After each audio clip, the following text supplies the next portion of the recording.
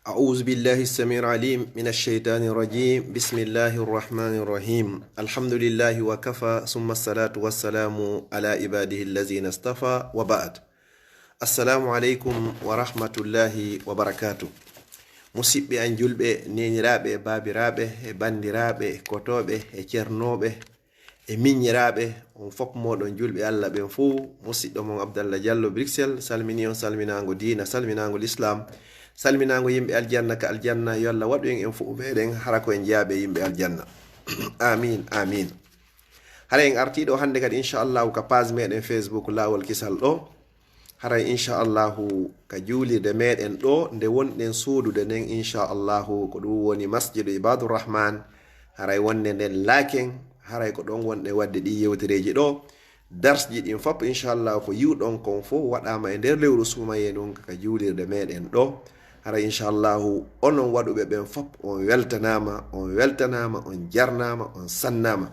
on torama kadi ɓe waɗari ɓen fop yo eto waɗa eto ɗen ha hette nokku on soode wonta e juuɗe meɗen inchallah haray fi yo julɓe Allah ɓen fuu waw nafitorde tentini noon communauté meɗen guinéen on tentini noon ɓe wowlay ɓe ka haala kami woni e wolde ɗo mi toriki Allah kala wonɗo saabu ha ɗo wawa soodede jeyɗen wata Allah yoɓirmo ɗum si wona natal aljanna yo Allah yoɓmo ko ɓuuri moƴƴude e joddi waɗuɓe ga jawle ɓen kadi foppo yo Allah jonitoreɓe ka ñaame maɓɓe miijiɓe waɗugol ɓe yo Allah hon newnanɓe ɓe waɗari ɓen kadi yo Allah newnanɓe ɓe waɗa kala mo heɓari feere kadi no waɗira toriki Allah haray himo tora du'a inchallah haray hiɗen natani dambugal fi ko wiyete kon الطهارة laaɓal haray fi purification on ko honno on tigi laaɓirta hande woni dars tataɓo on hande ko wino ɗen ko yewteten ko nooneji soɓe e waɗɗagol kadi fi laɓɓingol ɗi e ittugol ɗi kadi haray ko on dars ɗo woni ko yewten hande inchallahu e o sayi raɓɓiɗuɗe ɗo yo Allah waɗanmi wonɗo yewde mi hawrodira ko yaadi e deftere Allah onon hettoɓe hara ko heɗori fi Allah waɗa golle ɗen fuu hara ko sabi Allah haray en natata e arabon ha fiwata yewtere nden nde juutu haray woɓɓe no ton wa'irawanwa enen ga heɗa gongol si juuti ha tampinayɓe fi pasji ɗi waɗugol connexion on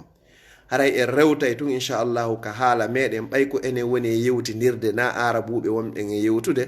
yewten ka haala meɗen yeru ko waweten kom haray meɗen yaafini moƴƴa si tawi pulal ngal laaɓari haray menen ko Konakiri woni ko men mawni haray ko menen e Soso woni ko janɗiɗi ɗon haray pulal ngal wonde haray hingal ɓoyli seeɗa ma ɗum ngal jillay e haalaji go'o ko wiyete soɓe ko kala tuundi hara tuundi nin noon hino waɗɗi e dow kala julɗo nde o ittatandi e makko ko ndo wiyete soɓe haray tuundi nin noon ko yo lootu o itta kala konko woni e makko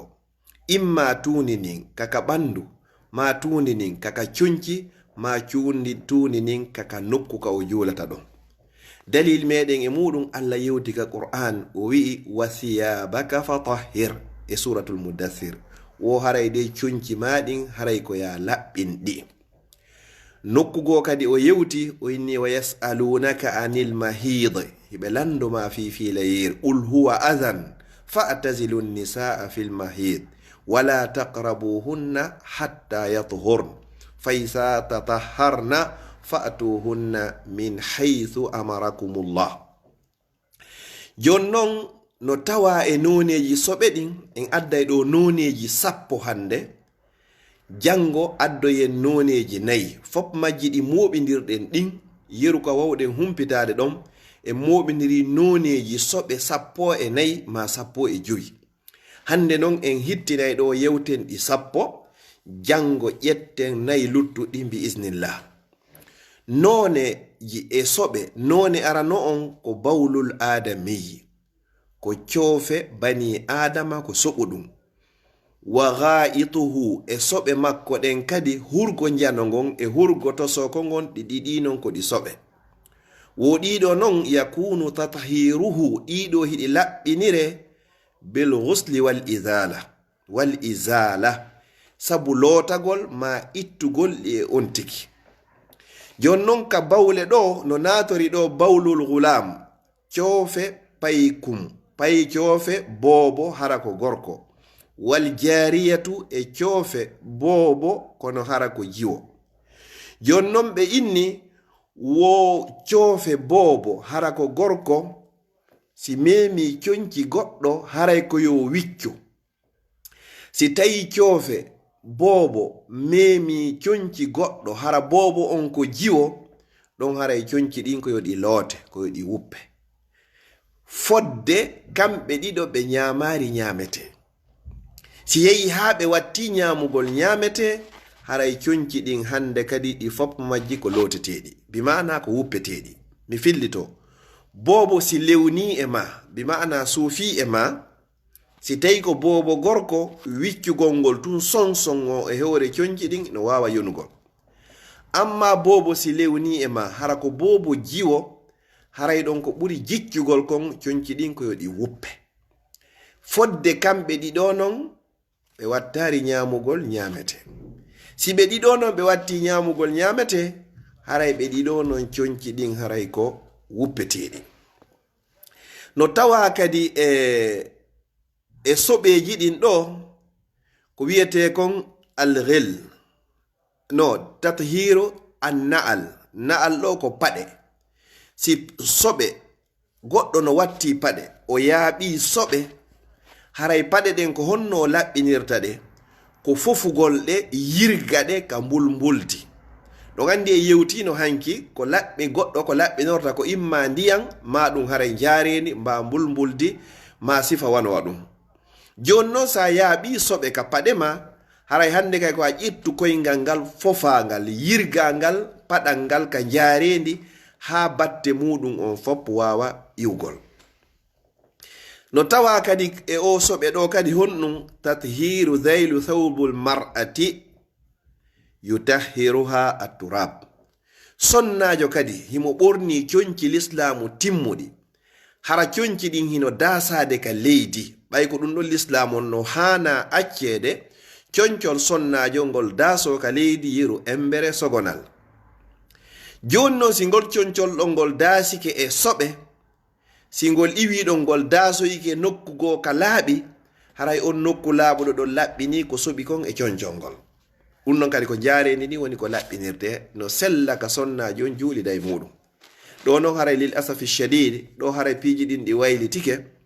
Joni haray ko sonnaɓe woni raɓɓinɗinɗe conci muɗum waɗa kilotiho e pantaloy faaɗukoy, enen worɓe ɓen daase en conci meɗen ɗin yuppa tuube ɗen har hande kadi tuuba mamma darotako ka keeki. Haray noon wona ye yeggitu ne laaɗo sallallahu alayhi wa sallam ɓe maaki kala on daasuɗo conci muɗum hara ko sabu bewre e mantagol e bungugol, yo andu kala ko sengo ley ko woni e holɓu nder nden ɗum kaka yiite, si tawi hara ko sabu mantagol.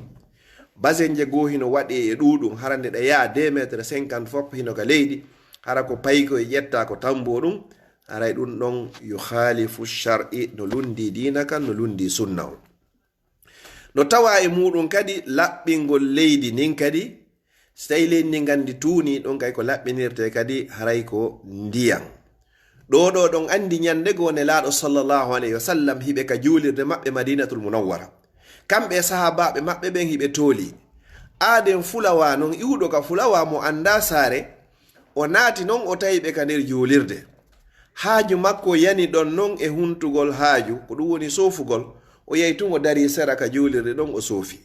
Sahabaɓe foppo hawtiɓe faalamo piide ha ɓe wara mo. Nelaaɗo sallallahu alayhi wa sallam ɓe maaki da'uhu tertemo ha o gayna hibbude ndiyan ɗan, ha o gayna soofude bi ma'na ɓe tertimo. ɓayi o gayni Nelaaɗo sallallahu alayhi wa sallam ɓe maaki ƴettoye siyowwal ndiyan aron hibbon e hoore coofe makko ɗen, bi ma'na ɗon hande kadi ɓay hari leydi ndin ndi tuuni haray ko honɗum laɓɓinira hande kadi ko ndiyan. Noone soɓe ɗiɗaɓe ɗen ko yewɗen ɗo fop haray ko yowndiri kon e ka coofe e ka soɓe. Jon noon noone suɓe ɗiɗaɓe ɗen wo ko damul haydi, ko ƴiƴam fiila yeeru, ko sonnajo fiiloto kon haray ɗan ƴiƴan ɗon ko soɓuɗan ko tuunuɗan, ɗan ɗon ko ɗan laɓɓinirte ko sabu yirgugol e lootugol. Si sonnajo fiilike ƴiƴan ɗan wawi hewtugol conci makko ɗin haray ko yo lootu nokku kaɗan memi ɗon hatta o juulida e muɗum hande kadi yo ittu tum batte muɗum, ha batte o gayna iwde few hande gay so tawi lutti ko ɓuuɓi kon tun ɗum hatta o juulida e muɗum si tawi batte o iwi. None tataɓo on e none soɓe ɗen haray ko bareeru ko wiyete ko rawandu mettata e miran hum. Si tawi bareeru metti e miran hum kunɗum haray hande kadi ko layɓete nde laabi jeeɗiɗi. Haray noon layɓande aranere nden ko waɗete ko mbulmbuldi, jeegoji luttuɗɗin waɗe noon ndiyam. Fi honɗum kullum hino e nder tuuta bare ko wawata warude kunɗon ɗowo na ndiyam e sabunde, ko wawata warde kunɗon wo ko jarendi. Ko nelaɗo sallallahu alayhi wa sallam ɓe maaki si tawi bareeru metti haray e miran hum goɗɗo e moɗon haray yo lootu ko jeɗɗi haray ara nun ɗum hara ko jaare. Subhanallah, nelaɗo ko docteur ɓe molanaɓe. Joni noon enen e wuri leyɗe Portugal e lunnodira e majji waɗanen ɗi bisu innen kumbare on ɗo ile zanti leeɓi bare juulata. Si bare mettima ittu ɗin coñcima ɗon si a juuloye. Joni noon a ƴaway ɗo e tram hoy, ƴawaɗo e métro e bis ɗo hara bare hoy koyno joɗɗina ɗon ha moƴƴi. Wallahi ko faya subhanallah yo Allah jaɓan en ndewe meɗen ɓe. Haray none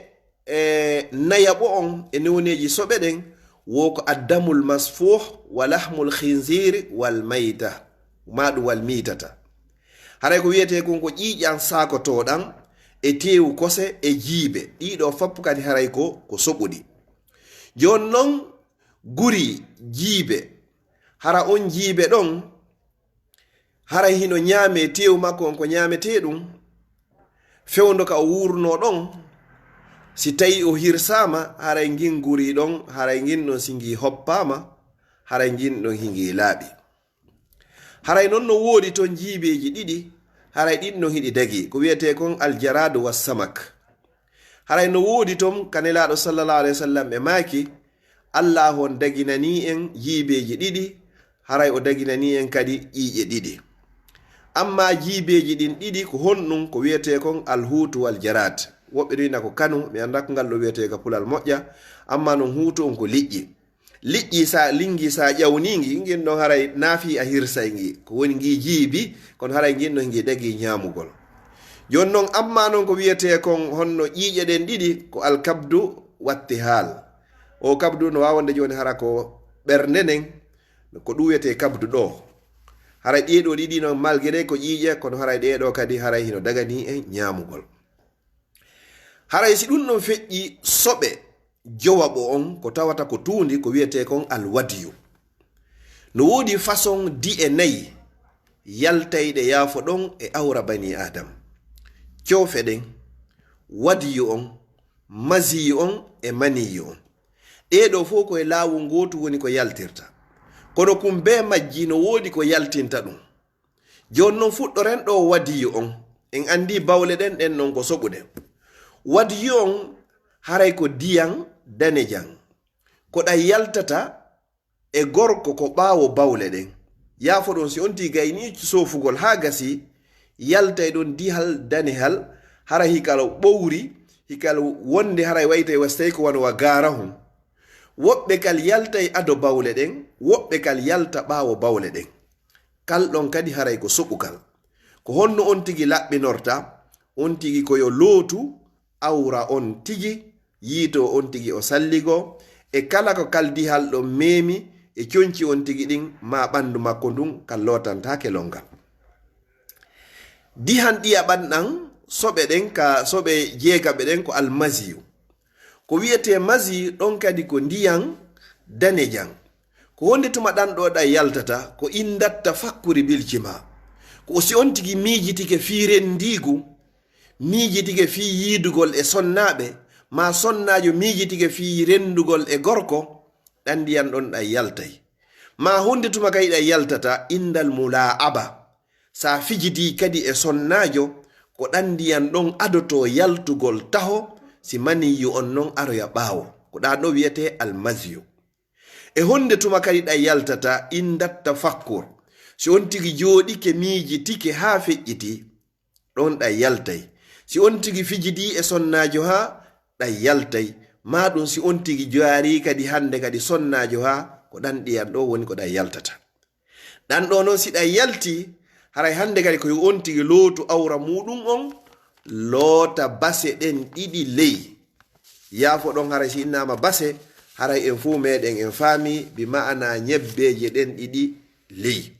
ko ɗen non on tigi woni ko lootata ha laaɓa pos loota kadi batte kala ko ɗan memi e conci on tigi ɗon si tawi ko ɓandu nun kadi on tigi loota ɗan ɗo ɗan lootantake longal ɗan ɗo non hino heewi moƴƴa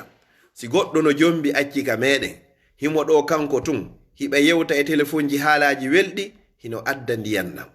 joɗagol ndaara sonnajo ma sonnajo ndaara duhiɗo ka wirti hino adda ɗan ndiyan ɗo kono so tawi ko ɗan ɗo tun ari ɗan lootantake longal haray ko lootugol awra on loota base ɗen ɗiɗi ley itta batte kala ka ɗan memi ko ɗan ɗo woni tamman ɗan naya ɓanɗan e yaltay ɗan ɗan e awra ko wiyete kon almaniyu o maniyu ɗo non ko ndiyan ko ɗano inni yahruju min bayni sulbi wattara'ib koye ɗum ɗo bani adama woni ko taga falyanzur l insanu mimma khuliqa yo neɗɗo on daari koye honɗum e hunde woni ko taga allah inni khuliqa min ma'in dafig si allah jabanoki ɗo mo be mantotono inna min koye hunde kaari mo be ndara ka ɓuri e moƴƴude ko ɓuri welɗo inna min koye ɗum men taga wano yiyata goɗɗo fewno ɗo no mantora minen ko men iwdi kaari minen ko men iwdi ɗum ɗo allah inni awa on foppu moɗon ɗo ko min ma'in dafiqin ko immorde e ndiyan duñidiray ɗan hiɗan yalta o yeeti en kadi ko honto ɗan iwata ko yahruju min bayni sulbi wattara'ib hiɗa yalta hakkude ƴi'e ɓernde suddiɗo wattara'ibi ko wiyete ɗon honno ka sulbugo ka hakkude ƴi'e ɓernde suddiɗo e ka keeci gorko on ko taw woni ko ɗan yaltata ɗan ɗo non haray yujibul huslu haray hiɗa waɗɗini ko wiyete kon longal si ɗan ɗo yalti haray ɗan ɗo waɗɗike on tigi lootagol longal ɗan ɗo non hiɗen andi en fof ko honno longal lootorte nde hiɗa yalta ɓandu num fop so ay wondema tigi tigi on ndiya yalti e bani adam si on tigi lootike lutti yeru tuggande meselal ka ɓuuɓari haray longal ngal timmari si goɗɗo no wondi e longal o lootaki o tamanaki yo andu haray allah faalaka dewal makko ngal hino tawa non e ko lootante longal kon honɗum go'o paykun sikun helli fama sikun hoyɗitike ma sonnajo hoyɗitike no tawa e muɗum kadi gorko e debbo jommidir ɓe ɗiɗo si ɓe rendi ɓe yiidi e mbaldi mani yo yalti ɗon ɓe ɗiɗo non ɓe loototo longal hay si tawi mani yo yaltari si awraji maɓɓe nen ɗiɗi foppodiri haray longal waɗɗike gorko on waɗɗike debbo on hay si tawi ɗi memidir tum hara hay hunde yaltari no tawa ko lootante longal kon sonnajo si o gayni fiilade o yi règle ji makko ɗin o gayni mo dowa lootade longal no tawa e muɗum sonnajo si o jibini o laaɓi ɓaaw balɗe 40 ma balɗe 60 si feƴƴi oɗo kadi waɗɗike mo lootagol longal si tawi goɗɗo o naati o silmi o naati ka nder diina l'islam haray waɗɗike mo kanko kadi lootagol longal si tawi goɗɗo laatike fure o maayi oɗo kadi haray hino waɗɗi ka o looto longal haray ɓeɗo on fuu ko loototoɓe longal ko waajibi no woodi noon toon nokkeli goo hara ko sunna wano yahugol juma lootagol ngol ko sunna lootanagol iidi suumaye ko sunna lootanagol iidi donkin ko sunna ɗiɗo fof kadi ko longal woni ko ɗi lootete si goɗɗo kadi yehi makka waɗugol umra ma waɗugol hajju ma naatugol makka ɗiɗo fof on tigi loototo longal si goɗɗo kadi fewni fure si a looti fure haray no yiɗanama hande kadi an kadi ya looto longal haray ɗiɗo e yiyoyeyɗi yeeso ɗo mi wolɗi ɗo tun seeɗa hiɗi yeeso inchallah ko honɗi lootante si tawi ɗum ɗo feƴƴi karamokoɓe buyno inni o maniyu ɗo wo oɗo ko ɓuri jiccude kon haray ko laaɓuɗo ɓay ko ɗo bani adama taga amma koko wolɗen ɓawoto wadiyu on e masiyu on ndiyan yaltayɗan ɗan ado bawle ɗen ma ɓawo bawle ɗen ma ndiyan yaltayɗan ɗan sabu tuuyo rewɓe ɗan ɗon ko soɓuɗan amma o maniyu ɗo karamokoɓe gono inni himo soɓi karamokoɓe ɓurɓe ɗude ɓen jumhur on ko yaari wondema haray oɗo ko laaɓuɗo no woodi toon soɓe hun goo kadi wiyede kon aljallat o jallat ɗo wo ko kulloy ko mummunte hun ñaamay kun tuundi salte tun woni ko kun ñaamata o ɗo ko honno gerdete si tawi ko be o ñaame haray ko ye nangumo se di humen mo e nder balɗe 3 si ɗum ɗon feƴƴi hara ko wonno e muɗum kon fop gayni yaltude ɓe inni on say hino sella ka kun ñaame. Jeena yaɓa kunkun e soɓeji ɗin ko alfa'aratu ndowru. Ndowru koko soɓi. Si tawi non ndowru yani e nebban ma yani e ñamete,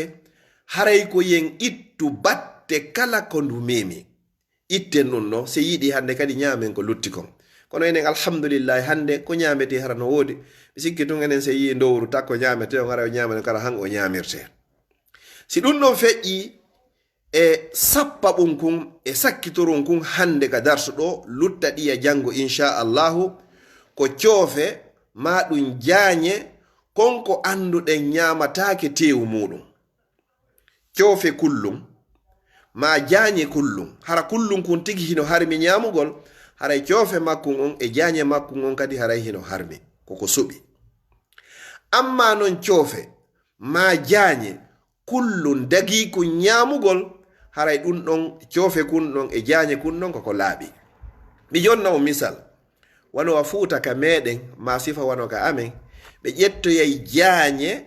nayi ɗin ɓe adda ɓe meltira cuuɗi ɗin hatta goɗɗo juula e hoore muɗum no selli ko fi honno paske nagge ngen hinge dagi ñamugol. Haray inchallahu haray hande hiɗen daro wanowa ɗo ko fi hon non tawata kullum dagi ku ñamugol jaañe makkun on haray e bawle makkun on hino laaɓi. Nelaaɗo sallallahu alayhi wa sallam yamirino sahaba ɓen nde ɓe yarata coofe geloɗi ɗin. Haray ɗum hino ñawdire wano ko wiyete kon ko sheytanuji ma gereji. Woɓɓe no inni ko coofe ɗen tigi, woɓɓe no inni haray ko jaañe ɗen. Almuhimmu Nelaaɗo sallallahu alayhi wa sallam ardi hadis non ɓe yamirino sahaba ɓen bi shurbi min bawlil ibli e coofe geloɗi ɗin. Geloɗi ɗin non haray hino ñaame. Haray inchallahu subhanahu wa taala si tawi jon jango jaɓi hara ko ɗum woni ko hilni ɗen en ƴettoyay toɓɓe tati luttuɗe ɗen jango inchallah. Kono haray jango ko honɗum woni ko fuɗɗoroyten taw. Si tawi goɗɗo o fuɗɗike juulugol hara conci makko ɗin hino tuuni, ma ɓandu makko ndun hino tuuni, ma nokku ka o woni e julde ɗon hino tuuni, o andita non ka nder julde hara o fuɗɗike juulude, ma o anditude wo ɓaawo o salminde, ma o anditude wo hara waktu o yalti few, ene ko honno o gerdata o juulidi e soɓe ɗen ka conci ma ka ɓandu ma ka nokku. O andita non ka nder julde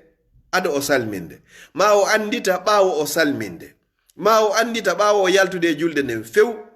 ko honno oɗo wawata gerdude. Ene o fuɗɗitoto julde nden ka o taƴay julde nden ka ko honno wawata gerdugol. Inchallah ko ɗum ɗo yewteten jango ndaren ko honɗum karamakoɓe woni ko wi'i yo Allah tawni en jango hara ko ɗum woni ko hilnuɗen wondude e balɗe e cellal. Mi toriki Allah subhanahu wa ta'ala ko mi yewti ɗo kala ko yaadi e sunna e deftere Allah nden e sunna nelaɗo makko sallallahu alaihi wasallam yo Allah nanin on faamina on jaɓina on newna on wawol gollirde. Kala ko lundi ɗum wata o faami wona fere sakko gollitiron. Yo Allah waɗu hara ko sabi Allah mi gollitiri, onon nga ko sabi Allah heɗorɗon feƴƴinirɗon kala feƴƴinirɗo ɗum ɗo li wajhillah. Goɗɗo naftiro e ɗum ɗo yo Allah waɗu ka mandakke makko moƴƴo yawmal qiyama. Mi toriki rabbul ibadi on wawɗo mo ronkata yo Allah yoɓu on ko ɓuri moƴƴude e joddi ko wallitiɗon ko tambitiɗon kon fi diina Allah kan. Yo Allah on solnan ɓiɓɓe lagine, yo Allah okkor en lamɓe fewɓe nunɗuɓe huloɓe Allah yiɗuɓe leydi lagine, yiɗi ɓiɓɓe lagine, fonnayɓe ɓiɓɓe lagine. Yo Allah okkor en lamɓe ardotoɓe en hara mo bonna hula e nder leydi ndin, hara leƴƴi ɗin fop 17 e nder lagine fop laamiɓe e laamaɓe fop hino fota yeeso sariya o. Hara kala bonnuɗo sariya o rewra e hoore makko yo Allah okkor en ɓe lamɓe, kala jogiiɓe ɗen pehe ɗon ɗin miijoji ɗon fonnugol ɓiɓɓe lagine no lagine fotora e ɓiɓɓe lagine yo Allah on jonnuɓe laamu. Kala miijiɓe ko hina ɗum ɗon yo Allah sanzu wattanaɓe ko moƴƴi. Si mo anndi ka gandal makko no wirningal ɓe sansata yo Allah dande bone maɓɓe, yo Allah woɗɗintinɓe hakkundeji meɗen. Mi torike rabbul ibado mawɓe men fatiɓe fop yo Allah hokkuɓe aljanna. Wonɓe e newendeji ton fof toriki Allah yo Allah duminɓe majji. Wonɓe ton e sattedeji yo Allah ittuɓe ka sattede naɓaɓe e newendeji. enen kadi yo Allah wurne fodde ko gurnanɗa moƴƴane, yo Allah ƴettito e ñande tawata ko laakara woni ko moƴƴane. mi toriki Allah yo Allah hokkore en gandal e faamu e miijoji moƴƴi, yo Allah hokkore jawdi laaɓundi ɗuuɗundi wondude nafa e barki. yo Allah dandu en ko wiyete ko sikkugol gayni hara gaynari. yo Allah dandu en ngalu bewnaygu, yo Allah dandu en kadi basal wirtaygal. ko wonno ɗo ka page Facebook laawol kisal ɗo ko musidɗo moɗon Abdallah Diollo Bruxelles. haray en jango si jon jango jaɓɓi. wassalamu aleykum wa rahmatullahi wa barakatuh.